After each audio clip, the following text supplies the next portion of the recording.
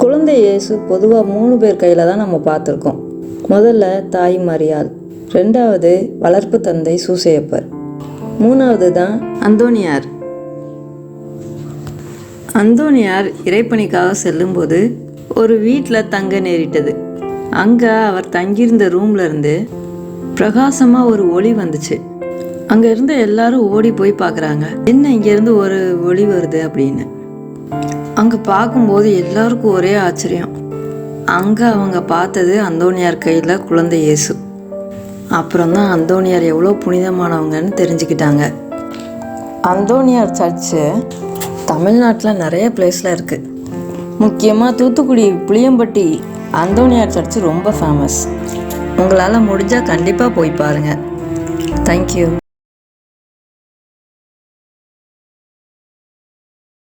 அந்தோனியார் பல ஆச்சரியமான விஷயங்களை செஞ்சார் இல்லையா?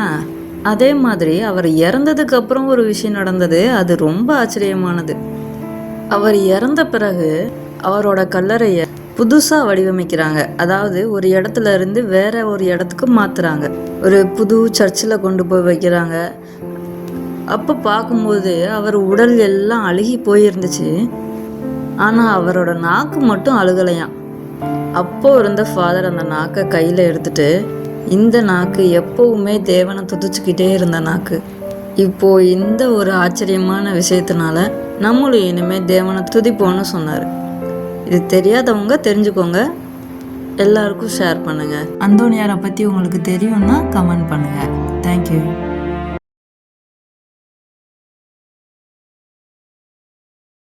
அந்தோனியார் இறைப்பணி செஞ்சிட்டு இருக்க டைம்ல அவர் பேச்சை கேட்கறதுக்கு எல்லா மக்களும் ஆர்வமா இருந்தாங்க. ஆனா டிராவல் பண்றதுக்கு பஸ் வசதி எதுவுமே கிடையாது. ரொம்ப தூரத்துல இருந்துலாம் மக்கள் நடந்தே போய் அந்தோனியார் சொல்றத கேட்டுட்டு இருப்பாங்க.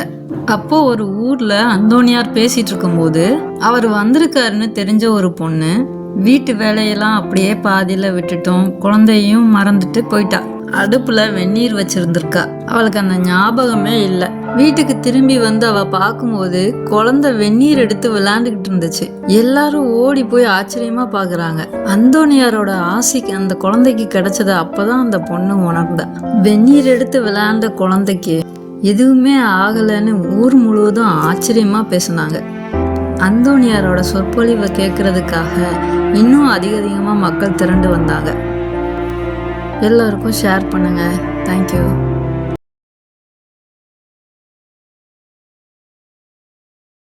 வணக்கம் மக்களே. அந்தோனியார் யாருன்னு போன வீடியோவில் சொல்லியிருந்தேன், பார்க்காதவங்க பார்த்துருங்க.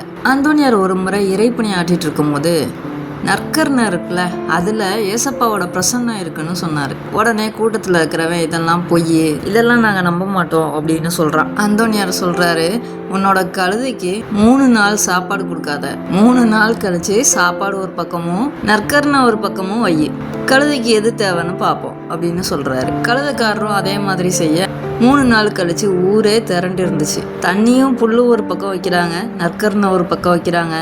ரொம்ப பசியில் இருந்த கழுதை என்ன தெரியுமா செஞ்சிச்சு? நற்கர்ணை இருந்த பக்கமாக போய் அப்படியே முழங்கால் படிட்டுருச்சு. அப்புறம் தான் ஊர் மக்கள் தெரிஞ்சுக்கிட்டாங்க நற்கர்ணையில் ஏசப்பாவோட பிரசன்னம் இருக்குன்னு. அந்தோனியாரை பற்றி உங்களுக்கு தெரியும்னா கமெண்ட் பண்ணுங்க.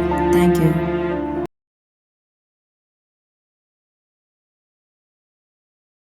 மக்களே, ஒரு ஊர்ல அந்தோனியார் இறைப்பணி ஆற்றிக்கிட்டு இருந்தாரு. அப்போ அதே ஊர்ல இருந்த ஒரு பொண்ணு அந்தோனியார் வந்திருக்காருன்னு தெரிஞ்சு வீட்டுல இருந்த குழந்தைய அப்படியே தூங்க வச்சுட்டு வேகமா அவர்கிட்ட போயிட்டா. அவர் பேசிக்கிட்டு இருந்தத ரொம்ப நேரம் கேட்டுக்கிட்டே இருந்தா. அவ குழந்தைய அவ மறந்தே போயிட்டா.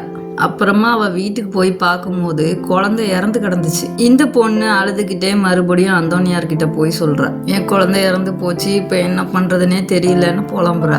அதுக்கு அந்தோனியார், குழந்தை உன் வீட்டுல விளையாடிக்கிட்டு இருக்கா, நீ போய் பாரு அப்படின்னு சொல்றாரு. அவ வீட்டுக்கு போய் பார்க்கும்போது குழந்தை கை கால் அசைச்சுக்கிட்டே விளையாடிக்கிட்டு இருந்துச்சு. இந்த மாதிரி நிறைய மிராக்கிள்ஸ் கூட ஏசப்பா அந்தோனியாரை வச்சு பண்ணாரு. உங்களுக்கு இது வரைக்கும் இந்த மாதிரி விஷயங்கள் தெரியாம இருந்துச்சுன்னா தெரிஞ்சுக்கோங்க, மற்றவங்களுக்கும் ஷேர் பண்ணுங்க. தேங்க்யூ.